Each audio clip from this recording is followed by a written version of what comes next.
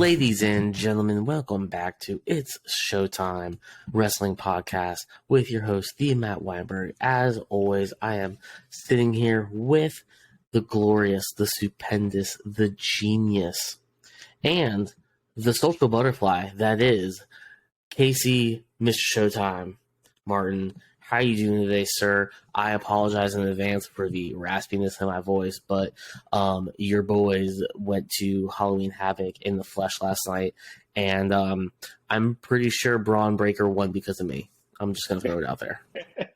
I've been good, man. Lee Matt Weinberg, it's always good to be in your presence, sir. You know, had an amazing time last night as well at Halloween Havoc. I can't complain about today. Today's been a good day, just recuperating, and my ears were kind of ringing all night. So, getting used to that. I'm good now. And it's crazy. I realize that I haven't been to an NXT event in like 5 or 6 years. And so I hadn't been to the Performance Center at all. The last one I saw was at Full Sail Live, which was a whole different experience. So it was awesome. It was a really cool experience to do. I can't wait to go back. Yeah, so tell me, Matt, how do you feel? Like, what's the difference between being at Full Sail compared to the Performance Center? Good and the bad. So first off, I will say, and I said it last night when we were kind of talking, when I was going to NXT consistently, it was when Shinsuke Nakamura was there, Bobby Roode was still there, KO had already been gone, Sami Zayn had already been gone, Finn was there. So it was a really great time for all these indie darlings and all this great talent that WWE was providing. And the same people that would go week in and week out, all sit in the same place. And for the most part, I see a lot of that still today, which is a good thing because the wrestling community and the Orlando community comes out to support them. But nothing will ever replace the feeling in that building. Like, Full Sail Live felt like an arena. The Performance Center feels like you're in a gym. That's kind of where the big difference is. But just from an experience standpoint, I mean, they're both very similar. You're close to the ring. You get to interact a lot with the talent, especially with the ring crew, and everyone knows each other's names. All the ring announcers came up and said hi to us. The bell clock guy, everyone knows his name. Everyone makes fun of him. Everyone, I literally saw like families give him candy, and he gave candy back to the families. So, Shout out Joey really Ding cool. Ding. Like, shout out Joey Ding Ding. That's the man. And honestly, like, if I didn't have a special moment with Braun Breaker, I'm pretty sure Joey Ding Ding was my favorite part of the night. So it was different. You could tell it wasn't what it used to be, but it's something evolved into something that can't be recreated. I mean, you're taking almost I wouldn't say a WrestleMania type vibe, but a big pay-per-view vibe, and condensing it into like a classroom every single week. Yep. And it's just it's a really, really, really cool experience. I don't think anybody can say that. I mean, but it's definitely evolved into something more mature, something more marketable. It's made for TV now versus when it was at Full Sail Live, it was made to be at Full Sail Live. Yep. Because they were still starting to get going. They were actually starting to tour NXT, which is part of the reason why I stopped going. Because they weren't really there every single week, or you would have to get tickets. And also back then you paid for tickets. They were $10-$20 every time you went, or you could buy like a 8-week pack for like $150 or something like that, if I remember correctly. And one of my friend's roommates worked for NXT at the time, so we would get in every so often. But I would also buy my tickets. And that's different now. You don't pay for tickets. You email confirmation back and forth a couple times. You drive to Full Sail, so you're actually going to the old facility, and then you get bussed over to the Performance Center. So that's a whole interesting situation as well. But you can tell the difference. It's a product made for WWE, where Full Sail, like, it's made for Full Sail. It's made for Orlando. It's made for the community to give a weekly event, but also it's made for us. But this new stuff is made for TV by WWE. So how do you feel about like the entrance ramp compared to back then? How you feel about like just how they show all of the wrestlers, the lights, Do you all think that? there was an entrance ramp back then? I don't. I've never been to the Full Sail, so I've seen a few at the Full Sail, but I mean, when I really got into NXT, that has been when they went to the Performance Center. That was the first time like I really got into it. So I don't know Yeah. much about how Full Sail was set up, to be honest with you. I thought they had like a little ramp, didn't they? No. It was very, very small. This entrance is very weird. It's very narrow. Um, I was feeling that if they pushed it back and opened it about 10 feet back and about 10 feet apart, it would have felt a lot bigger and it would have felt better. Like, who are the two biggest guys on the roster? Like, for NXT? So I mean, Like, you would have a Braun, and I mean, you could name a whole bunch, but I would say a Braun. I would say you could go with Cameron Grimes. Is really big no, right not now. not not Oh, big, but like I meant like size. Like, over. Oh, size wise. who's Well, the that would be back to monster the on Veer. NXT? Veer and his brother. Well, I can't think of his brother's name right now, but they Like, are huge. yeah. So if you take those guys, I know who you're talking about. I don't think both of them could walk side by side down the ramp. Like, that's how small it felt, and that's how small it looked. Yeah, true. So, it's a different type of feel out. Like I said, this is a gym turned into a wrestling arena, and a wrestling arena, if you will, where Full Sail Live was an arena that they put wrestling in. So it was very different styles. Each their own. I think I prefer Full Sail better. And I know it will never happen again because there's no way that WWE is going to go back to essentially forcing people to pay for it every single week. I don't think that people would go for that. Yeah. But if you've ever seen a house show, just take a house show and actually times it by 100, and that's what you got at Full Sail, and then make it NXT and make it what it was, during that time period, and it's something that will never be replicated.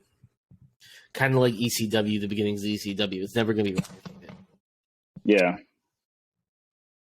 I mean, I think that's the biggest thing for me. Like, I didn't get to see the Full Sail, how that looked, but I truly like what NXT has done at the Performance Center.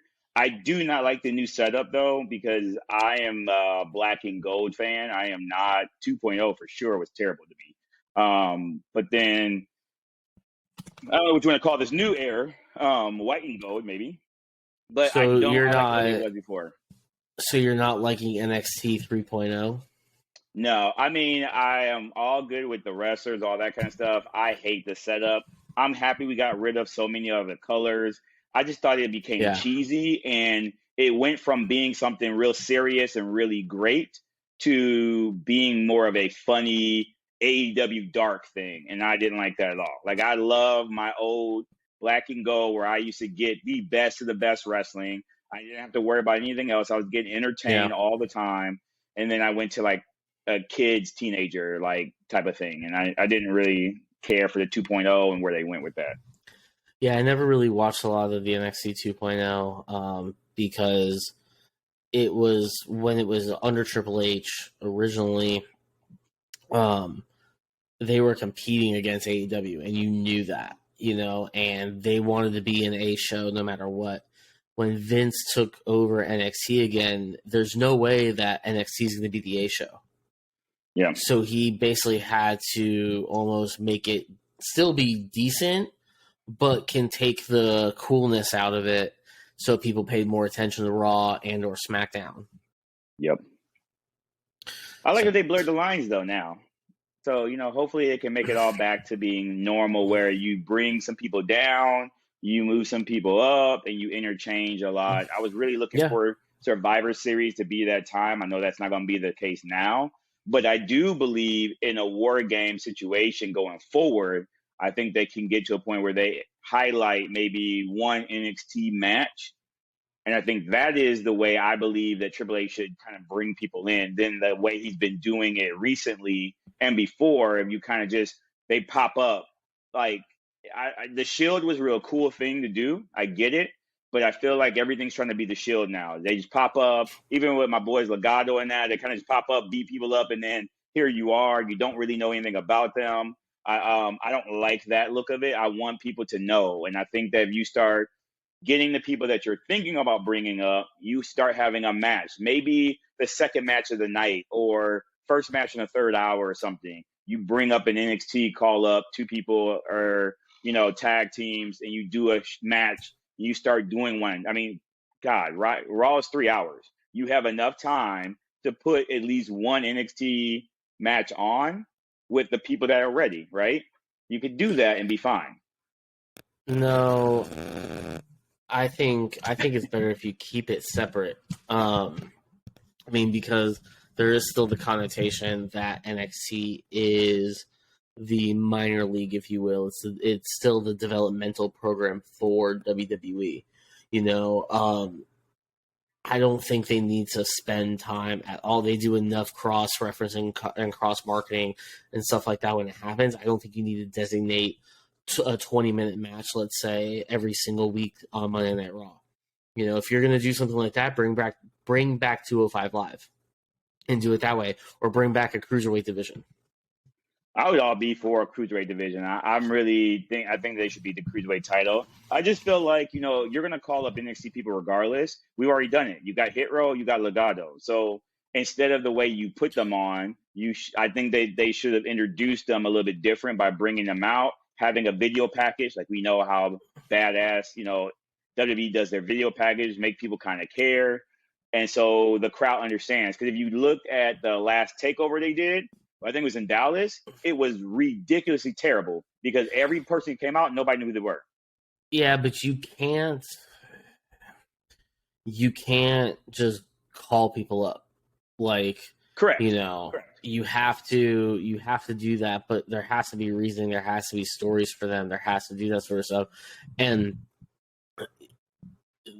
I mean, the way that you get people interested is doing the things like sending people down, sending people up. But like I said, you don't need to like showcase it, every single week or what, how to do it. Just intertwine it with the storylines so people can look it up. Because the purpose of that is to get people to watch Tuesday. Yeah. If you're going to showcase who's coming on Mondays and Fridays, what's the point of watching on Tuesday? I don't know, man. I would argue that people who watch Tuesday don't like the people who are on NXT are NXT fans, but I know a ton of people who do not watch NXT who only watch Monday and Fridays. So I think you take those fans and you get them in because here's the thing: everybody talks about NXT being in like a development. I get it, but you are no longer a development when you put it on TV. That's over. Like, yes, you've got people that you're developing. I get that part, but this is a money making thing now. Regardless of how you do it, they have to be able to make money off of it and make a product that's sustainable to stay on TV. Once you did TV, it was over for you to just, throw some random, indie guys on there every now and then and just try to figure it out. So I think that's the way you intertwine people. And you don't necessarily have to call them up. So Carmelo Hayes has done a few things, right, on main event. And so instead of him doing a main event, maybe you showcase Carmelo Hayes versus West and stuff of that nature. Now, Carmelo Hayes is the one that you want to bring up, maybe not West, but you get at least one something on there. And then let's say Carmelo Hayes, and this is going story, is going to go against Ray. Now you have Ray come out while they're on Monday or now on SmackDown, and that's how you kind of intertwine Carmelo to now he's going to be moving up, if he's moving up. And not every week. How is that any different than what they would do now? Because right now, Legado went up and beat up people and nobody knew who they were, and they took their mask off and everybody sat there. That's what they did. Nobody knew who they were. They had a few people who clapped, but what should have happened is Santos and Ray, their families have a lot of history. What you should have did is Ray moved over to SmackDown. You have Santos come around. You have him face them. You show the backstory of where they've been, why they beef, where their family comes from. Now I No, care. So you then when I don't. see You him come up, you're don't. good. You don't immediately pull that trigger. That's a Well, I'm giving an slow example, burn. not Ray, That's but a somebody. slow burn. No, I mean, if it's me, I wouldn't do that. I would do what they do. Like, there's no, if I'm gonna bring Carmelo to Friday night or on Yep. Monday, like, I'm just gonna put him in the match, because if he's ready to be on the main roster, he's ready to be on the main roster. Or, we're just talking one person, Right. But I'm not gonna put someone on Monday if they're not ready for Monday. Correct. But how are you gonna how are you people gonna know who he is? Because you're always gonna get no reaction from the casual fan, because they don't care. It's the people that pay attention is really where they're going for. And it's a surprise, like, oh, who are these people? Who are these people? Who are these people? Like, and you're gonna let the commentary team really showcase who these people are and talk about them. It's going to get people interested. They're going to look them up. They're going to do all that sort of stuff. Then they're going to go, oh, wait, they've been in NXT for the last 2 years. All right, cool. Let me go check out a takeover that they were involved in. Like, it's just that cycle. You're trying to cater to the casual fan. The casual fan doesn't want to be catered to. That's fair. I don't know, man. I think that you are a smart fan that understands it. But when you're looking at millions of people who watch WWE, you're not getting those people to understand NXT, because they're still flirting around 600,000 to 700,000 people. So it's not like they've been going super high up either. And I think that that's how you lose. So people. is AEW. Yeah, but AEW, we all know the issues with AEW. Like, I mean, no, you know what? D. Matt Weinberg, you're right there, and you make my point. You're comparing them to what AEW does. That's not the way we should go. They should be doing the opposite of what AEW does by actually bringing in things that make sense. No, what I'm saying is they're doing it how they're doing it, and they're comparable to. They're like I said, they're not catering to the casual fan like us Raw or SmackDown does. Mm-hmm. They're catering to wrestling fans, which is what AEW does, right? And I'm only using that comparison because they fight with each other. But when they're doing that like that, and they're getting the same sort of ratings that AEW is, Showtime, I know you're a genius and a promotional prodigy. I try. But that doesn't make any sense. Like, why do you need to not continue doing what you're doing if what you're doing is good enough to beat the competition? Yes, I know you got to grow involved in all that sort of stuff, which they're doing. They're doing that. You don't need a competition, but at the end of the day, it's a business that needs to make money, so it needs to beat the competition. No, I'm with you on that. I think that money speaks more volume, and I think you can get a lot more. And of course, keep in mind, NXT is near and dear to Showtime's heart. So I'm always going to go for the boys and girls down there to do better. And I think that a lot of them have failed moving up because people have not made them worth anything yet. So like the Grayson Waller thing, when he went up and he played around with AJ for a while and stuff of that nature, little things like that goes a long way compared to having somebody just pop up on a Monday or a SmackDown, not knowing who you are. And then keep in mind, you got 16,000 people in there that can't hear the announcers at all. They're the ones that you need to pop. I don't care about the people at home. I need the people at there to pop, because if you're looking at it at a TV, if people are clapping and doing stuff like Johnny Gargano, that's a great example. People are clapping, getting the pop. Now I care. If somebody walks on stage, like Legado, I love Legado, but once they got done and I seen the crowd dead for them, that doesn't make me want to care. Like now I have no care about them or Hit Row because both of them kind of, I mean, Hit Row's a little bit different, but both still kind of popped up. Didn't really give me a why, right? And Hit Row looks different than they were in NXT. And now Legado, you don't know a lot of people except for Santos a little bit. Tell me why I should care. Can I ask you a question? What's up, my man? When you read a book or watch a movie, do you go and research the characters and get all their information before you watch or watch a movie or read a book? I like to know what's going on. So in my defense, I would look at a review and stuff to see how a book is or a movie is before I'd watch it. No, I'm not saying a review.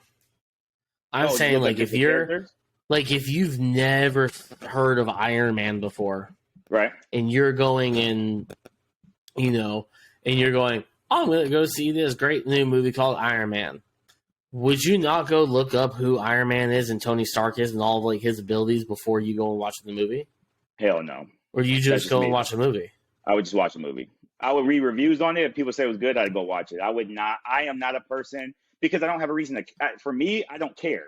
Like you don't give me a reason to care. Now, if you said Black Panther, this is a great one because I'm a black man, right? Black Panther, you're telling me about Wakanda, right?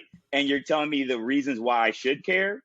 That is the difference of people coming into Wakanda, going to Black Panther the first time, dressed up in daisikis and stuff. You ain't never seen people dress up as Superman walking into a Superman movie. Why? Because nobody cares.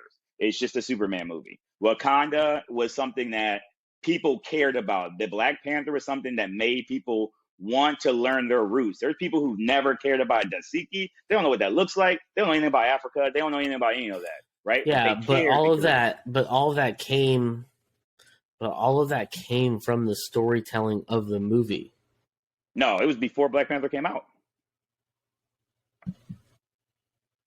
Black Panther had the big result it had because people were able to care about it, and now I'm invested to go see it and want to see it. I mean, it won't be for everybody. I get what you're saying. It's not going to be everybody. Not every fan is going to be that way. You're not, yeah, but you're not understanding. You're not understanding this topic, right? Or not the topic, but the aspect of it, right? Yep. What you're expecting them to do is to give you the story before you're actually reading the story. Give me a reason to invest. You don't have to tell me in full story, but Karrion Kross didn't just pop up and nobody cared. But the reason for you to invest, the reason for you to invest is the story, not the person. True. I'm going, oh shit, these people just popped up and decided to beat these people up. Now I need to know why they decided to beat these people up. In the crowd or at home. I mean, at home it's going to be easier to make that assumption because you have the announcers there. But in my head, I'm already intrigued because I'm like, I don't know who these people are. Why they just show up for the first time and just decide to beat somebody up? Or why do they involve themselves in this? That's what it is. They're going, okay, I need to come in next week so I can learn about these people. I shouldn't have to know who somebody is before they walk out onto the ramp. I shouldn't have to know who they are before they have their first match because that's their job, is to sell themselves. Their job is to get the crowd behind them. If everyone comes out and everyone already knows who everyone is and everyone already knows to cheer or boo, there's no point in watching it. It's like knowing the ending of the game before playing the game. So if you had Mr. Showtime, right? Let's say I'm a wrestler and I'm going to the stage and I'm going to face John Cena. Do you think anybody's going to care who I am? They're going to look at me as a jobber and they're going to look at John Cena. You're talking about people that are small fish in a big pond of people that everybody already cares about. And so when you're bringing in a new person, why would I care about this person if I so invested in all the other superstars that have already been there and I have zero clue who this person is? Because remember, kids are the reason why they buy shirts. How many kids are going to the Instagram to figure it out? You're asking the kids and people around to do a lot of research. That's a lot of work. I mean, I get where you're going. Like you as a fan, and you guess would be the what? perfect one for that.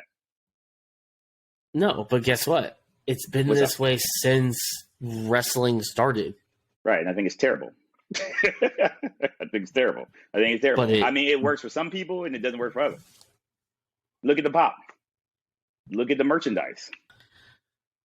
I look at everything as a bigger picture. If I'm a wrestler coming in and I tell a story and you invest in me when I come in, I am going to sell more merchandise. I am going to have more stuff because people know who I am. If I walk in there and don't know who you are, you know what? Great example, Chico Adams. How many people looked up Chico Adams when he was on SmackDown? None. Or maybe a few. I'll give him that, right? So by the way you're talking, Chico should be an all-star now because he was able to go on and then wrestle in front of people. That's not how that works. They're nobody. Why would they invest in him? Because they made him. That's not the. But that's not the same. But that's not the same thing. I mean, people get like what you're talking about is introducing. What you're talking about is a jobber. Like, and I get it. Like Chico's the dude, but like at the same time, they didn't put his name as Chico Adams on there. They put it as Robert Adams. Here's even better, right? It's what they're trying. It's a very different scenario. What you're talking about is we're talking about introducing new talent that's going to be a part of major storylines or anything like that, or someone that's on the roster. Like Chico's not on the roster. So Karrion Kross. Let's go back to when he first came. What about Karrion Kross? He lost to Jeff Hardy. Karrion Kross. Karrion Kross is different. Karrion Kross is an indie darling. Yeah, but he didn't get over. So the people that knew. Over. True, but did he get over though? The point isn't that some people. Some events. I mean, I get it when he had the sex toy stuff on. Like, that was kind of weird. But you know what I'm saying? Like, it's not going to work for everybody because not everybody is an indie darling to be known. So now you just have a whole bunch of people that I don't know, and why should I care? AEW is a prime example. How many people did they have on there that I have never heard, and I will never look them up? They might be in a good wrestling, but I will never pay attention to them. How many New Japan people did they move over? That's great. They're cool. Still don't care. Now, I don't. I guess for me, I invest in people that I get a chance to know. So like NXT people, I learned them over the time I've been around. So for me, I'm going to follow them and I invest in what they're doing. It's exactly what I'm talking about. No, but you said them because you've learned who they are. Yes, because I've been there. But people like AEW, they bring in wrestlers who are indie darlings all the time. I see matches. But your argument just was invalid on that because of the fact that it's taken you week after week after week to learn who these people are. You didn't know them when they first walked in the building unless they went, "Hey, Mr. Showtime, my name is Roxanne Perez and I'm 5'2" and I like to hit people with a bat and my finishing move is the stupendous super kick and my favorite wrestler of all time is Charlotte Flair and I hope one day that I can become NXT champion." Like, oh, I also hate this other person because they told me that my mom looks fat. Like, you learn all of that stuff over the time of the story that they were telling. You didn't. What you're asking for them to do and what your initial argument is that you expect them to give you all that information before that person even shows up. That's what NXT does. Like, I didn't learn these people over the time. They literally does not make any sense. Why not? Jake Atlas, the only reason why I cared about Jake Atlas is because I watched a video of him on NXT telling me about his background and his story, and I'm like, I like this dude. I want to respect him, and I want to see him do well. Otherwise, I could care less about Jake Atlas. But every time it's different. But it's different. Every person is different. You can't do the same thing every single person. No. I'm not saying everyone. So, I mean, but you can also... But you're doing video packages right now with the Viking Raiders and Sarah Logan. Yes, so it makes me care about Sarah Logan. So think of it this way. But it's not Sarah. But no one knows it's Sarah Logan. So it's not that you're interested in the fact that it's Sarah Logan. You're interested in the fact that you don't know who it is. So you just made my argument. I don't care about they didn't show up. I care about her because you've had me watch these video packages that make me intrigued about who she was. If she just popped up and I didn't have this to go off of, I wouldn't care. Yep, I just went back to my argument. See, I did that.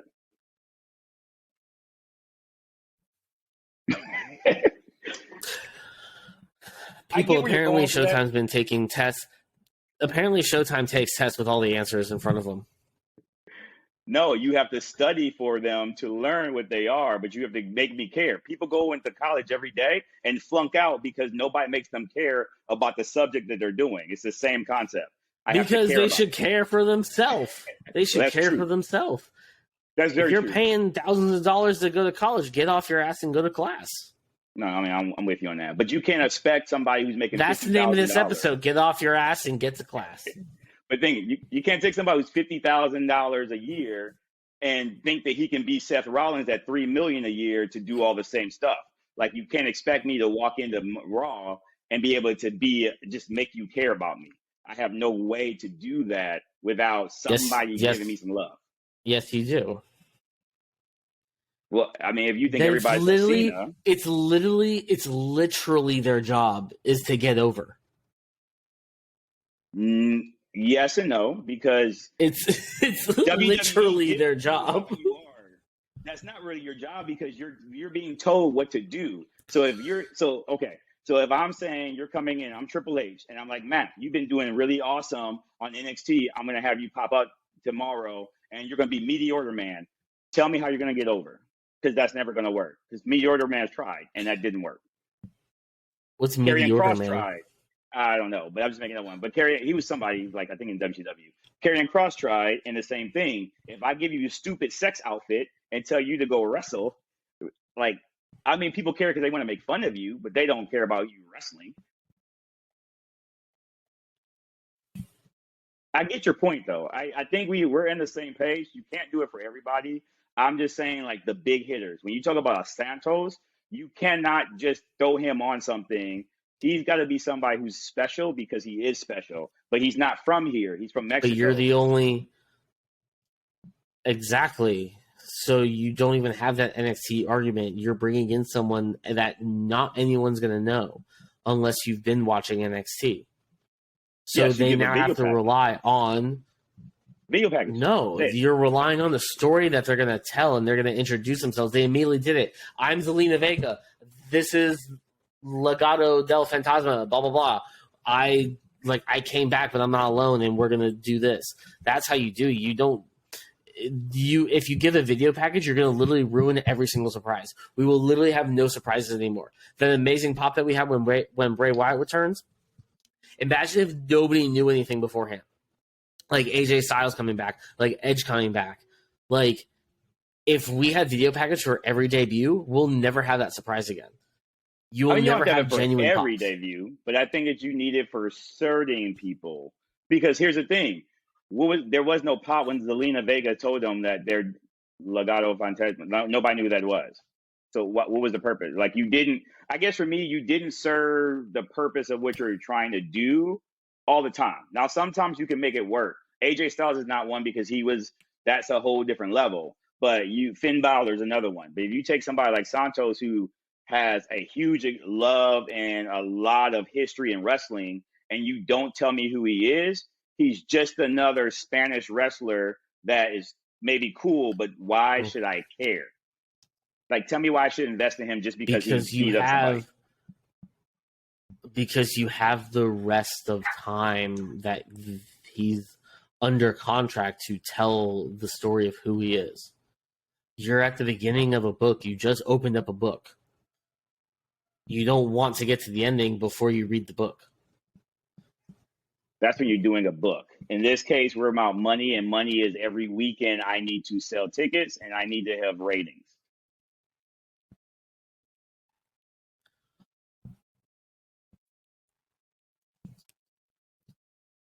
Sure. I mean, just think about it. The way, ladies and gentlemen, somebody tell us. Ladies and that's what I want to know. Who is the best? Who's the right one, and who's not the right one in these scenarios? Y'all tell us in the comments. Ladies and gentlemen, we're just gonna have to move on to something else because we've been talking about this topic for 30 minutes, and I feel more stupid now just for having listening to this conversation, and I was a part of it.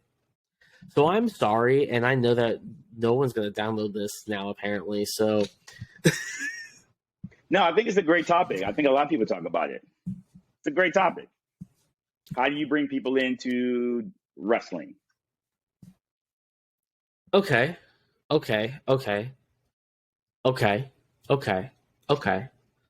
What's the match that you tell people to watch when they ask what match to watch?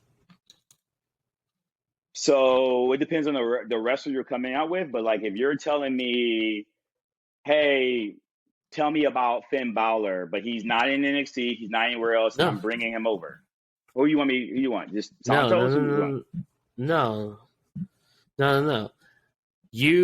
I am not me. Yeah, and right. I went Right. to you and I said, "Hey, Mr. Showtime, you look like a man of refined taste. If I were to want to become a wrestler one day, such as yourself, but I don't know anything about wrestling, what match should I watch Oh, if you want to just get into wrestling, to get me interested?" Oh yeah. Oh, that's a good one. I would have to say if I was going to have a person who's never watched wrestling and they wanted to start caring, I would tell them instantly there's two different matches I would go with. One newer, closer to our, now, I would say Shawn Michaels versus Undertaker, because that is the epic way of telling a story. Or the other one would be Shawn Michaels versus Razor Ramon in a ladder match, because that was another great way of telling a story. And I would need them to watch how they got to where they are, but those would be the two that I would go for. I mean, there's a million of them, but those are the two that stand out that like have always stood the test of time.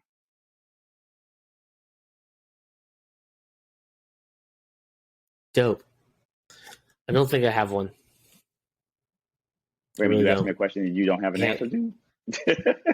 No, that's not how my brain works. Yeah. So, I just wanted to hear your answer. That's really interesting. People, leave a comment below on what your go-to match is. If someone were to ask you, "Hey, I want to watch wrestling. What should I watch?" I probably would go Shawn Michaels, Ric Flair WrestleMania, because the "I love you, I'm sorry" to Sweet Chin music is one of my favorite moments of all time. That is a good moment. That's a really good moment. I got nothing to say about that one. Yeah. Great story. So on that note, let's change it up. We both, like I said, were at NXT last night for Halloween Havoc. It was a ravishing time. And we'll kind of break it down. We did post predictions so on social media. So if you're not following us, give a follow. All the links are down in the description. And we have a good time. You get to see Mr. Showtime's power rankings every single week. And you get to see goofiness, and you get to see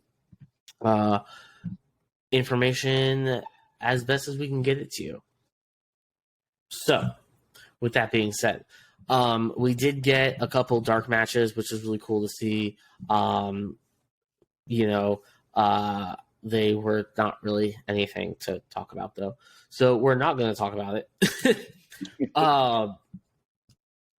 So first off, opening up the event was the ladder match for the vacated NXT North American Championship, which was Nathan Frazier versus Oro Mensah versus Carmelo Hayes versus Wesley versus Avon Wagner.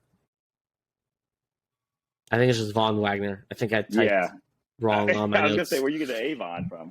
Von. Yo, he just uses Avon shampoo. I mean, his glorious locks. He does a really good. I'm going to try and insert a photo. I'm going to try and insert a photo of him right here. Absolute banger way to start off a pay-per-view. Triple H hits us right in the spot fest again, right at the beginning of an NXT pay-per-view. And actually, Hunter wasn't the one running the show because Triple H has COVID. So he was not traveling this week. So good old the Heartbreak Kid, Shawn Michaels, was running the show this weekend. So shout out Shawn Michaels because it was a stellar show. Great job. On top of and as we're sitting here listening, Triple H, Shawn Michaels, I do have to tell you one thing. Give my boy Joey Ding Ding a raise. Just give him a raise. He deserves everything. Just give it that Joey Ding Ding. That's it. I would like to put out into the universe that we can actually get Joey Ding Ding to hang out with us and learn about him because I think he just seems like a really fun and interesting dude. The man's awesome. Anywho,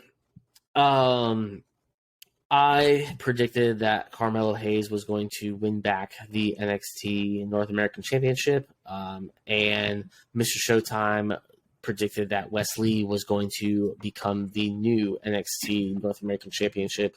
I am sad to say that Mr. Showtime is right. So how does it feel? I mean, I understand, it's kind of tough going against me a lot, Matt, because I am a genius. But I will say though that because I'm a genius. Really good. That was very Kanye of you. I know. That was, and we're both from Illinois, so I guess there's a little bit of us in there, but we don't pay him anymore. He's gone a little off board, but it felt good though. It felt good because I've seen Wes, and I was excited to see him win. It was the right person. Definitely the crowd was definitely behind Wes, for sure. And, for me, even going back and forth up until the last second, I was going back and forth on Carmelo Hayes, yes or no. And ultimately I chose yes because I didn't really know where they were going to go with him if he were to lose. But I do think that he shows up on Friday in that Hit Row versus Legato match as that extra person.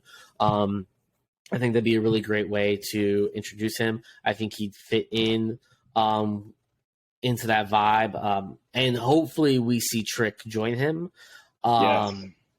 because Trick is the man. Trick is the man. Definitely major props all around.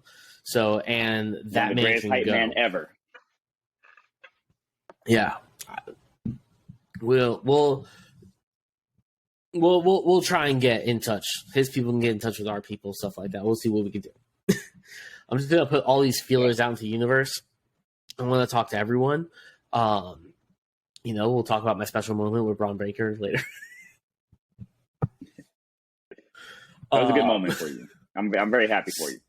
It was great. I mean, I'm not gonna say that we're gonna get married, no, but we are definitely.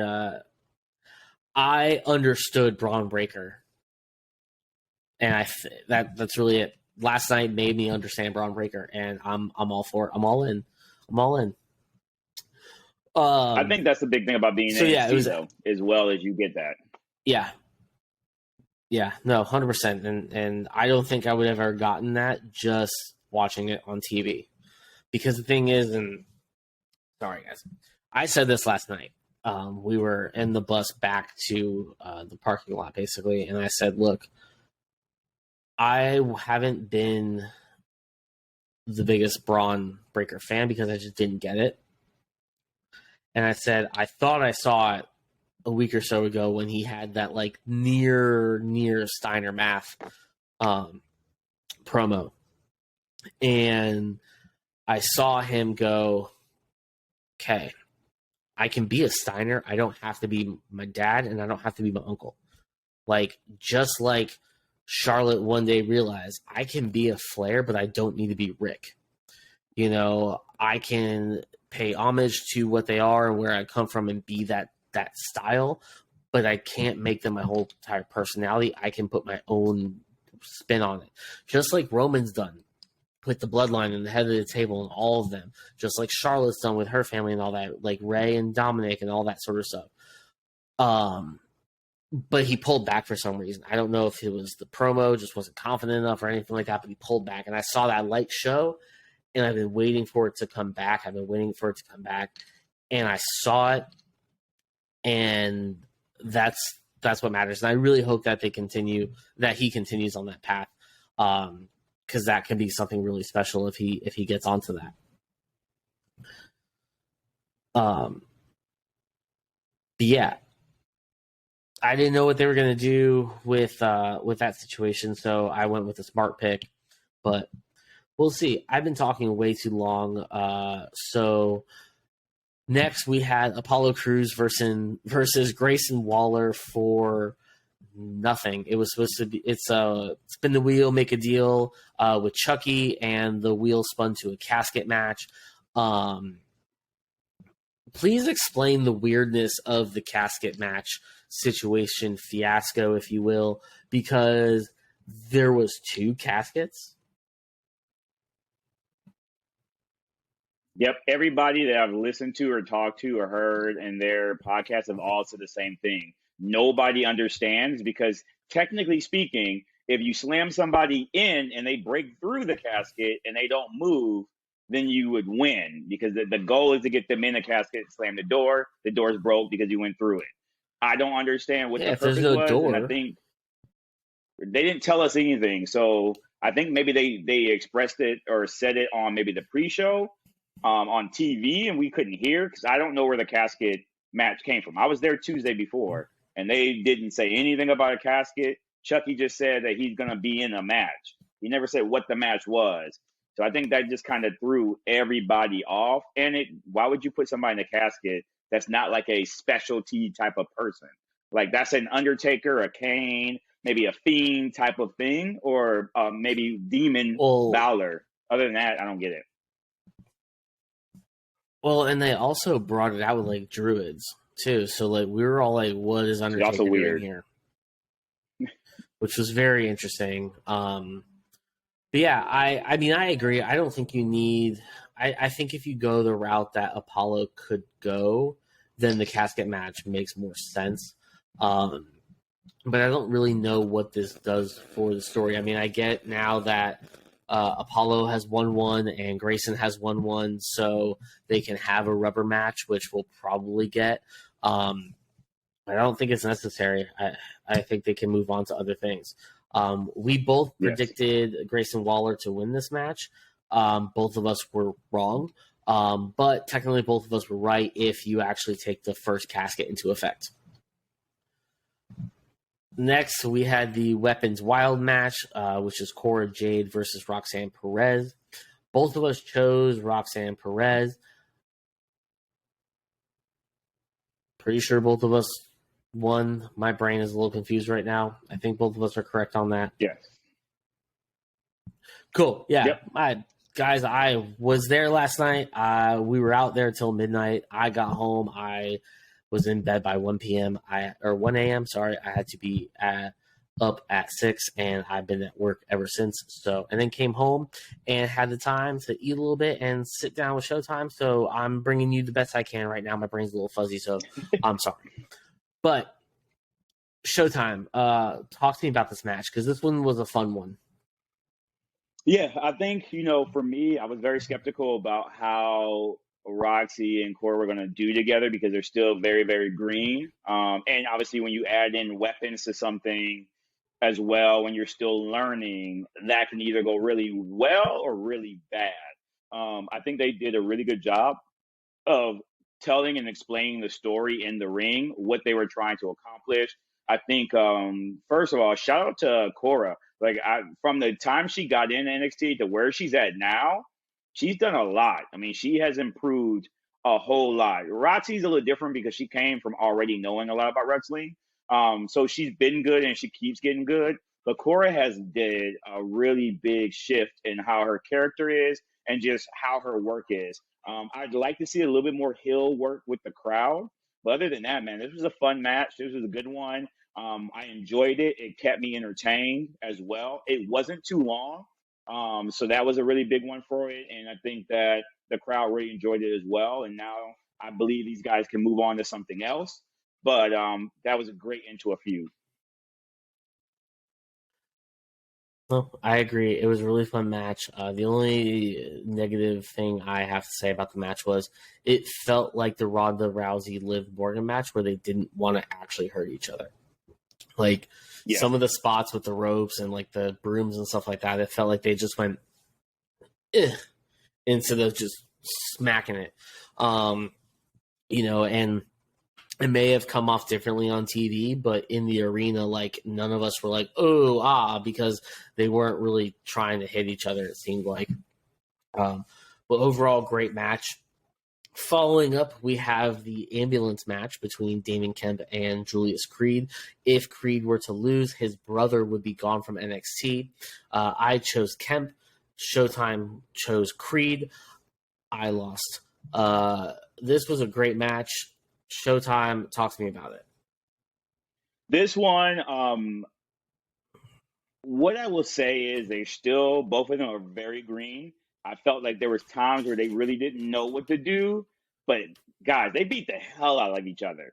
And I'm all for it. Like I was entertained just because these guys did not hold back. Different from what you see from the Cora and the Roxy part. These guys were just trying to kill each other over and over again. I think that they had a lot of good spots. I think the only thing I would say, kind of what we talked about, is where the ambulance was compared to the ring. That was kind of weird. And then the way they had it in the stadium where we were at, it was hard to see because it was super dark back there. There was no lights. So it was hard to see what was going on in the ambulance part. I'm assuming that it came off better on TV. I haven't rewatched it yet. But other than that, I thought it was an awesome one. And I mean, anytime you get a match, kind of like the Sheamus, the Gunther part, where you can tell they're giving it their all. They are killing each other as well. You know, you can't go wrong. I think they could have did without the ambulance. I think they could have did without all the stuff, and it would have been one hell of a match, regardless of how you did it. I'm really proud of those guys, especially for Kemp, because obviously he's still even newer coming in, and that man is prime already. He's going to be awesome. And of course, the Creed brothers are the Creed brothers. I mean, I can't wait for them to move up. I love what they're doing.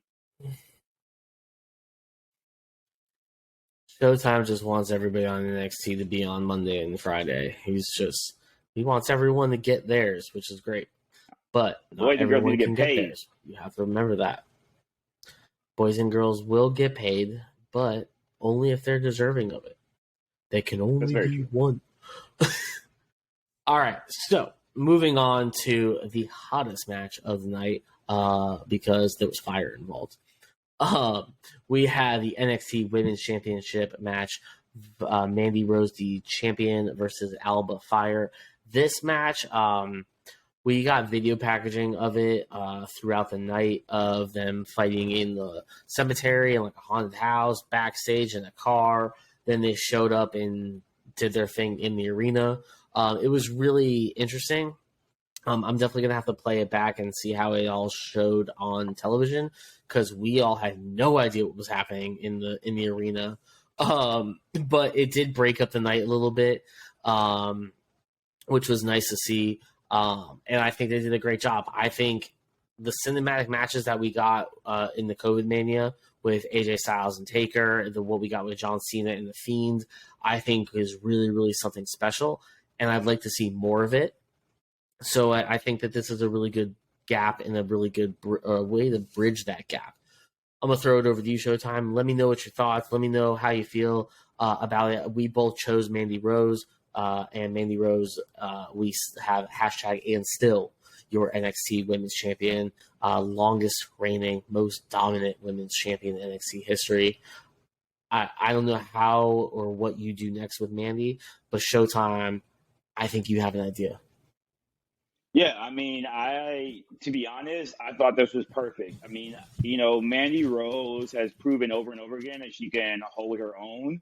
And I mean, I'm still not saying she's having the great matches, but I thought this was a perfect way to do a match. I like the cinema part. I could have done without the stupid spooky stuff, because they've done this a couple of times and it never looks good and it doesn't come out good either.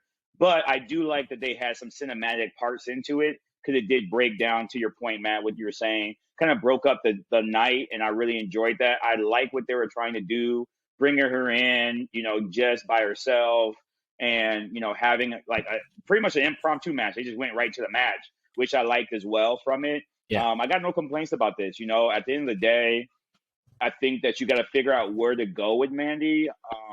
I personally think you bring somebody down to then be able to take that from Mandy, and then you figure out what you want to do with Toxic Attraction. You kind of figure all those moving parts after the fact. But I mean, I mean, Mandy's been awesome since she's been in NXT. I can't say anything else about her. Alba Fire has always been great as well. And I think that this was a good match. This was a good match to have. And I think it was good timing as well for when the match happened. Oh, I just had a great idea. What's up? We're talking about War Games for Survivor Series, and it's been talked about that there might be a 3 versus 3 versus 3 for the women's match. Ooh. So if that 3-on-3-on-3 is going to be Bayley, Damage Control, Bianca, and whoever else she gets with her versus Toxic Attraction, it could potentially be winner takes all. That would be awesome. I like that idea. Because you have the tag champs there. You have... I mean, it would be even better if you were able to get Ronda and a team like that in there, but it would never happen. But I think that could be a way to do that, because you don't even have to have Mandy involved in any sort of way. And then you can continue that feud back and forth on NXT. I mean, can I get Ronda and Shayna to ever have a tag team? I would love that. WWE, at some point, can you give that to me? There was a dude sitting behind us that kept on saying that they needed to push Shayna Baszler because she was awesome. It took every power of my being not to be like, bro, nah. You don't like Shayna? I love Shayna. She's just goth Ronda Rousey. Fair, but I mean, they come from the same cloth. I'm just saying, I don't need to see the same person more than twice. Unless it's Ezekiel / Elias, I'll watch whoever he wants to be all the time. He grew his beard back pretty fast, by the way. That was actually pretty awesome. It's Rogaine, my guy. You got it. It got to be something. Like you got. It's I've actually heard beaver urine is what you want to put all over your face if you want to grow a nice bushy beard. I'm good on that one. I'm good. Elias, if you have another option except for doing that, hit me up, bro. Like let's talk about it, because I would love to get a beard like yours. I'm not putting beaver pee on me, though. That's not gonna happen. No. So, all right. Okay. So, where do you go from here now? Where would you like to see Mandy Rose go next? Well, I had this. Or is there anyone on the roster? Or is there anyone on the roster that should step up? This is a tough one, because I think Zoe was the way to go, and she didn't win. I think that was the perfect timing to beat Mandy if you're going to do it, because she's credible enough to be able to run. But I think that you bring somebody down. What I would suggest, although I don't know how well this would go over, but I thought of, what about Dana Brooke? She ain't doing nothing. That's a great person to bring down and try to rehabilitate her, kind of like what they did with Mandy. Look where Mandy wasn't doing much, and she came to NXT, and she's a beast now. That'd be another good one to go with. I thought they already tried that with Dana. Not in NXT.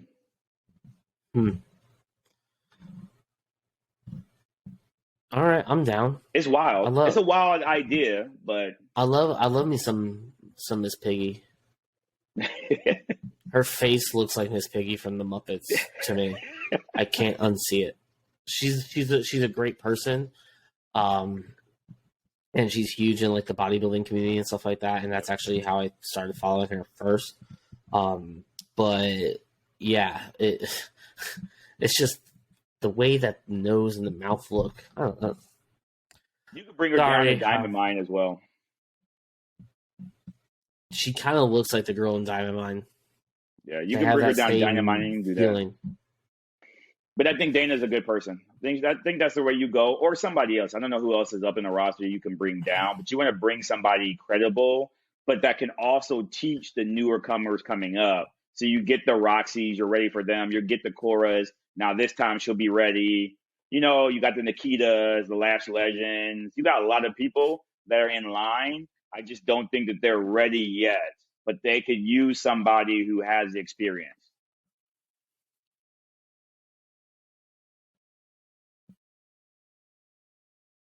All right. But do me a favor, bring back Amber Moon. I have nothing. Because, God, that she's dying on AEW. Yeah. Just bring back Athena. Bring back Tony Storm. I miss Tony Storm. I can do without Tony. Great times. Great times. She looks amazing. I just can do without her wrestling. We don't judge them on their looks. Showtime. I gave her a compliment. This is a respectable podcast.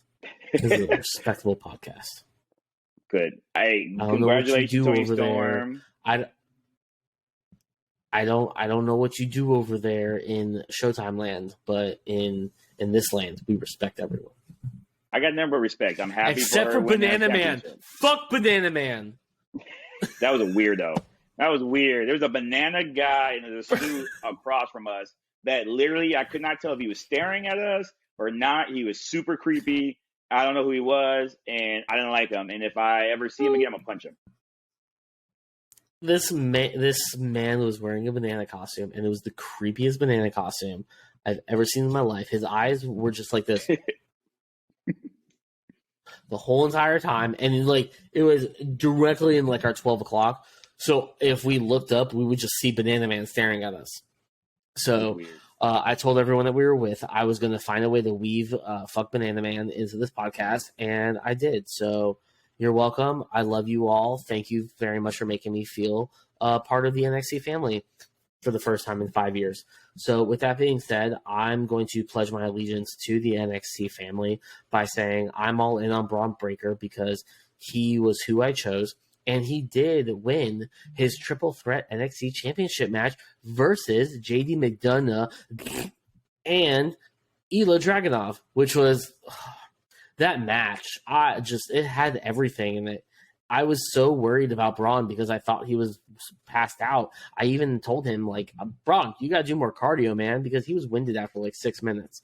I know he can't do big matches. I do cardio. I do cardio. But yeah, it was an absolutely great match. I definitely want your take before I talk about my special moment with Braun. So I thought the match was really good. I have not been a real big fan of Braun Breaker's single matches that he's had. Now, he had one good with Ciampa, but I feel like people are carrying him, obviously with Dolph Ziggler as well. I think that you needed a three-way because I don't think that him and JD would have been good enough because I've seen that already and it was not that great. But Dragunov, I think it was the right person to put in with him because of just his fire, his pace, and then him and JD could do the heavy lifting. But I was really impressed with Braun this night. I thought he did an awesome job. I thought he kept up very well, especially being that he is the newer comer compared to all these other two that have been in wrestling for a very long time. So, I really was excited to see what Braun did. I thought that was a great win for him. I thought he did a really good job of putting himself in at the right time. He did look winded. Yes, my brother, go do some more cardio for sure, especially when you get in with Dragunov and JD, you got to be on it because these boys can go. But all around, I was really scared. We talked about it, Matt. I was scared about this match. I thought this was going to be the worst match of the night. And it ended up being really well done, really produced very well as well for us. We were even talking about it during the match at one point because the crowd was dead for a moment, and this is where my respect went through the roof for everybody in that on that crew. It all started with Joey Ding Ding. That man getting the crowd together back in the match was fantastic. But we were even talking about it, saying, I wonder if they teased Austin Theory just to get people to be invested in this match, just so they can drop it in if the crowd died. Because NXT crowds are very weird. Yep. They'll flip on the most random things. I mean, even after the match, they were all chanting for A-Town down to hit, so Austin Theory could cash in on Braun. So, and like I said, don't know if that comes off on TV, if they change that or not, or whatever. But that's at least what we got in there.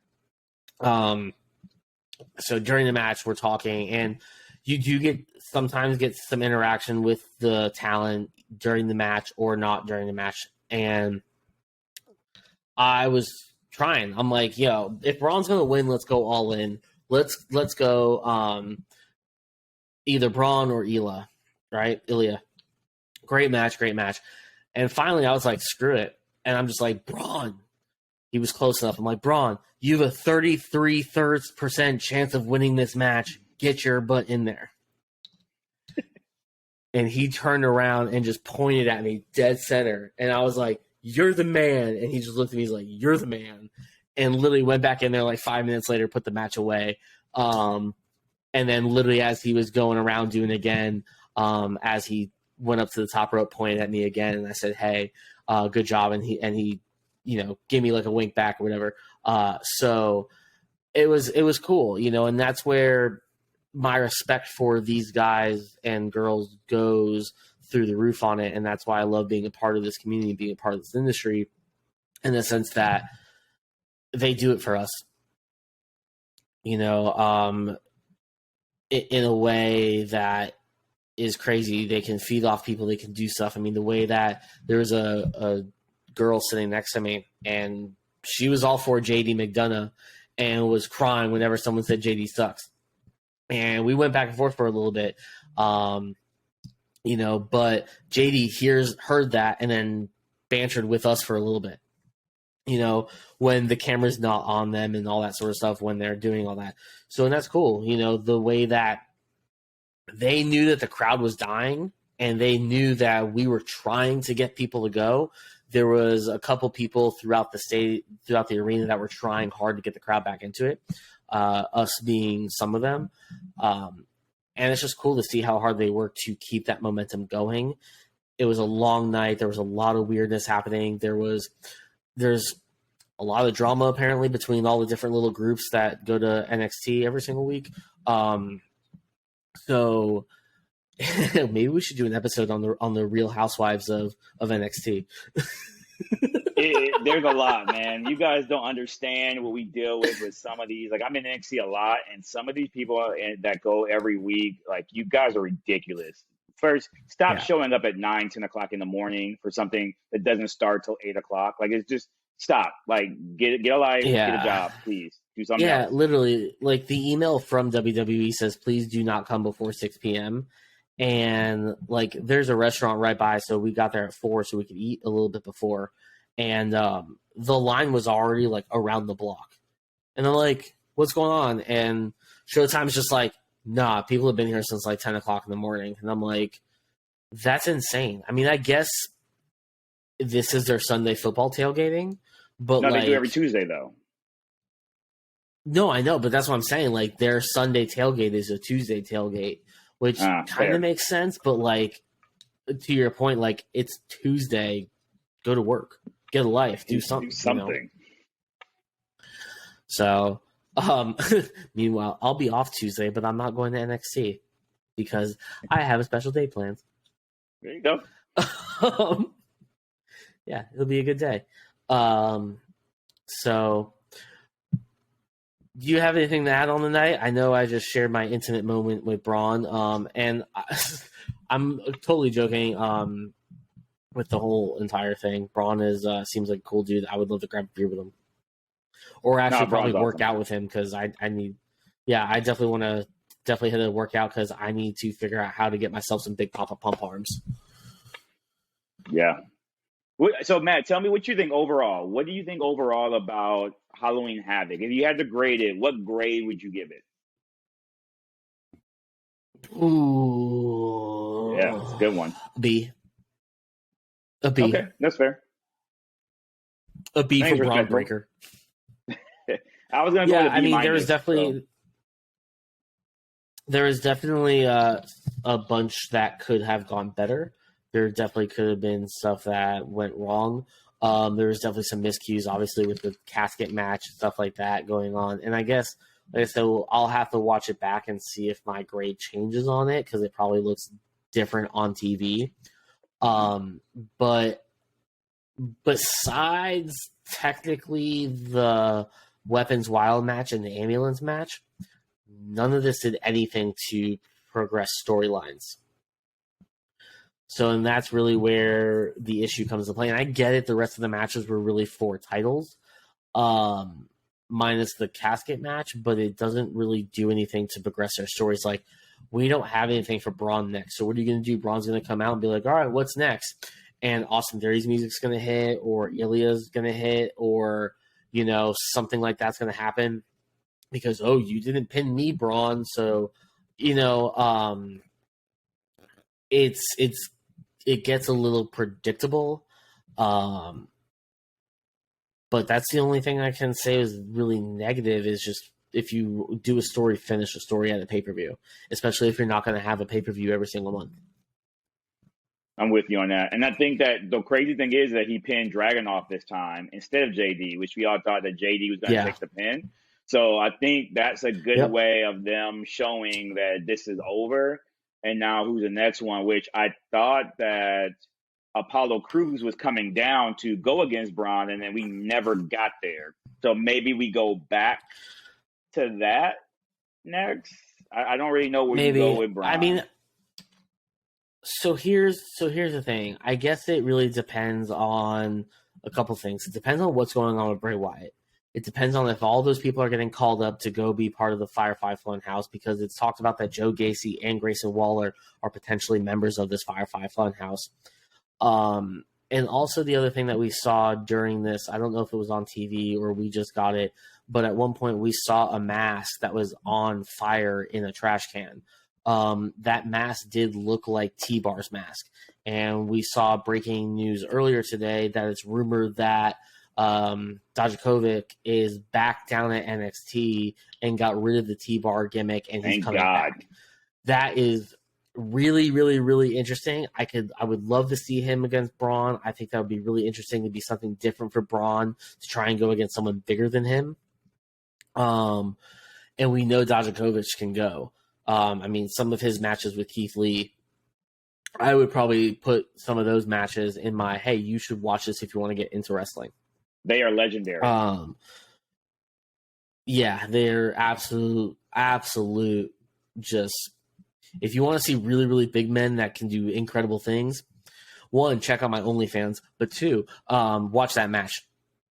I got to witness them two in a match against each other, and I will never forget it. Like, it's almost the same as when I first, well, this is when he was named Walter, but when I first seen Walter do his chop real life, that those are some things that you'll never forget. Like Keith Lee and Dijakovic, their match was so incredible, and for Keith Lee to be as big as he was and Dijakovic to be so tall, like I just could not even understand how they were doing the things they were doing.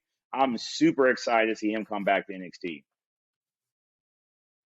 Yeah, man, it's going to be very interesting to see what they do here. I'm very much looking forward to seeing Tuesday night to see what they're going to do. I do like this whole entire idea of Austin Theory possibly cashing in on the NXT championship instead of Roman. I think that's a little bit more where he should go. But we'll see. I've been wrong before, and I'll be wrong again. That's the part of being me. So, as always, Triple H, Shawn Michaels, my DMs are open. If you guys haven't yet, please like this show wherever you're listening to on YouTube. Please like, subscribe, set notifications on. If you're listening on any of your streaming services, iTunes, Spotify, Pandora, iHeartRadio, all that good stuff, please comment, leave us a 5-star review. That is the best way to help us grow. Also, check out the social medias. They'll be in the description below for It's Showtime Wrestling Podcast, as well as the personal social medias of myself and Mr. Showtime. Ladies and gentlemen, thank you. It's been a pleasure spending the last hour and 15 minutes with you. Showtime was a pleasure for the last 45 minutes. That first 30 minutes, not so much. No, I'm just kidding. Always a pleasure to be in your presence, sir. And just like Keith Lee, you shall bask in my glory this week. Hey, man, it's always a pleasure, my brother. And as you said, the Matt Weinberg has always done an amazing job. Please go check out the socials. Keep up with us. Comment, like. Obviously I'm correct and Matt's wrong. But go ahead and just tell Matt right now that he's wrong. But just interact with us. Talk to us. Tell us what you think. What do you want to listen to? What do you want to hear from us? And so we can help you guys out more and more every time. And as always, Matt, you know what time it is. It's showtime. It's showtime. Peace out, y'all. Have a good week.